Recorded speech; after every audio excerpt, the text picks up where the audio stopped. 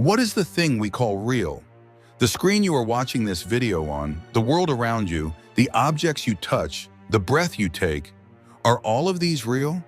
Or are we not even aware that we are trapped in a simulation, a software, a much larger experiment? Perhaps throughout our lives, we are all forms of consciousness that think we exist. Everything we think is real may actually be flowing within a pre-written code. Now stop for a moment and think. Are you in control of your consciousness, or is there someone playing with you? If we are in a simulation, then who set up this simulation? Is there someone watching us, guiding us, experimenting on us? This is where things start to get interesting, because many ancient texts, holy books, and mythologies talk about beings coming from the sky. Since ancient times, humanity has always talked about forces called gods, angels, and beings of light. But what if these beings are actually aliens? Or an even crazier idea, representatives of an advanced civilization that is running us as an experiment in a simulation? Could these pictures found in mysterious excavations show that beings descended from the sky in prehistoric times communicated with humans? Were these gods or sky beings the creators of a system that built and governed our world? Perhaps we are a laboratory for them.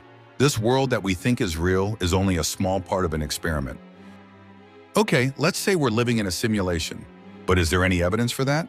Let's take a look at some shocking clues. Perfection in mathematics and physics. When we look around the universe, we see that the rules of mathematics and physics work incredibly well. But some scientists think that these rules are coded like a piece of software. If nature is completely organic, why is it so orderly and computable? Glitches, reality errors. Some people think that when they experience déjà vu or encounter strange coincidences, it's a coding error, a glitch. Seeing the same person in different places, objects suddenly appearing and then disappearing, time pausing for a moment. Could these all be malfunctions in the system? The Mandela effect. Different realities. Many people remember things being different in the past. For example, the cover of a book, the logo of a brand, or the words spoken by a celebrity. But when we look back, we see that they were not as we remembered them. This phenomenon, called the Mandela effect, is perhaps evidence that we are slipping between different versions of the simulation. Now we come to the most important question. If we are in a simulation, is there a way out of it? Can we reach the real world? Some theories say that people who have reached a higher level of consciousness become aware of the simulation and can step outside of it. In other words, the more we question, the more aware we are, perhaps we can step outside the code. But there is a very critical point here. If we become aware of the simulation, will those who control us notice it and intervene? Maybe we shouldn't be having these conversations. Maybe someone watching this video is watching us right now. But we should never stop questioning the nature of reality, because if we are truly in a simulation, the only way to regain our freedom is to realize it. What do you think? Could we be in a simulation, or is this just a grand illusion? Share your thoughts in the comments. And remember, everything you think is real could just be a line of code.